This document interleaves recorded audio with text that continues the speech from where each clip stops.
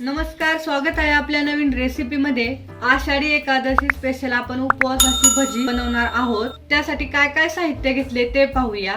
1 वाटी कच्चा साबुदाणा घेतलेला आहे इथे मी, अर्धी वाटी भाजलेला शेंगदाण्याचा कूट, 5 हिरव्या मिरच्या घेतलेल्या आहेत, तिखटचं प्रमाण कमी जास्त करू शकता।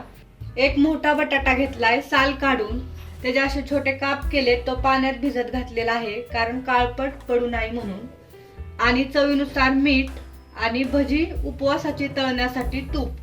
गॅस ऑन केलेला आहे, कढई ठेवलेली आहे। आता आपण कढईमध्ये 1 वाटी साबुदाणा हा भाजून घेणार आहोत। साबुदाणा आपल्याला जास्त पण भाजायचा नाही, अगदी 2 मिनिटेच भाजून घ्यायचा आहे। 2 मिनिटे झालेले आहेत, साबुदाणा आपला भाजलेला आहे। आता गॅस बंद करूया, थंड होऊसपर्यंत थांबूया। 2 मिनिटे आपण साबुदाणा भाजून घेतलेला, तो थंड झालेला आहे।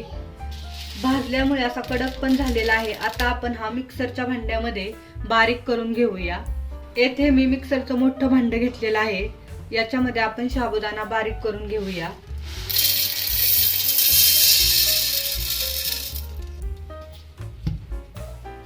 मिक्सर मध्ये छान अशी बारीक पूड करून घेतलेली आहे, पाहू शकता छान असा बारीक झालेला आहे साबुदाणा।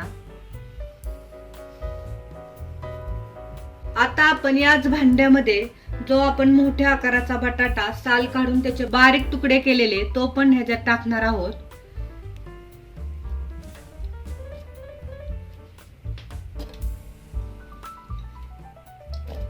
याच्यामध्येच आपण हिरवी मिरची 5 ते आपण टाकणार आहोत। अगोदर आपण हे पाणी न टाकता बारीक करून घेणार आहोत।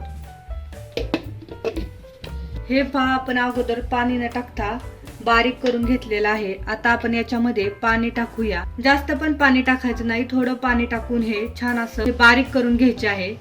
पाणी टाकते, अर्धी वाटीला पण पाणी थोडं कमी आहे। मिक्सर मध्ये आपण छान हे बॅटर बारीक करून घेतलेलं आहे। कच्चा बटाटा आणि अर्धी वाटी पाण्यामुळे पाहू शकता हे बॅटर छान असं बारीक झालेलं आहे।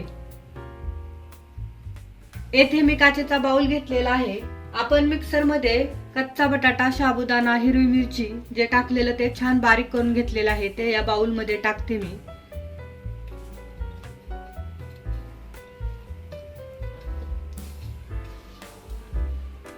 आता आपण उपवासाची आपल्याला जी भजी बनवायच्या ते पीठ तयार करूया। अर्धी वाटी भाजलेला शेंगदाण्याचा कूट याच्यामध्ये टाकून घ्यायचा, चवीनुसार मीठ, 1 चमचा भर तूप। आता मिक्स करून घेऊया।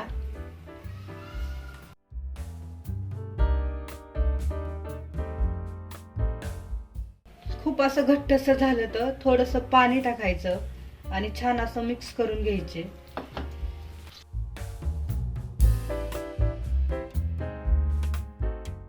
उपवासाचे बॅटर आपले तयार होते, तोपर्यंत मी गॅस ऑन करून तूप तापवायला ठेवलेला आहे। पाहू शकता हे बॅटर असं तयार झालेलं आहे। खूप घट्ट पण नाही आणि खूप पातळ पण नाही। आपल्याला भजे उपवासाचे असते जेणेकरून सोडता येतील, अशा प्रकारे हे बॅटर तयार करायचं। उपवासाचे भजे तळण्यासाठी तूप छान गरम झालेलं आहे। आता आपण कढईमध्ये भजे सोडूया, जेवढे कढईत बसतील तेवढे भजे सोडायचे।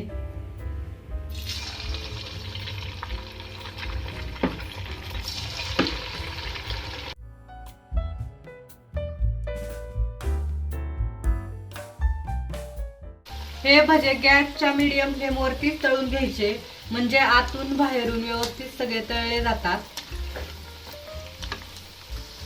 मध्ये मध्ये तळताना हलवत राहायचे, म्हणजे दोन्ही साईडनी छान तळले जातात आणि एकसारखा कलर भज्यांना येतो। तर पाहू शकता उपवासाची भजी आपली छान अशी तळलेली आहेत आणि कलर पण खूप छान आलेला आहे। आता मी ही भजी डिश मध्ये काढून घेते।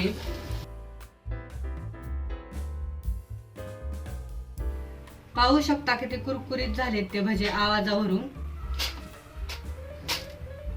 आता मी डिश मध्ये काढून घेते।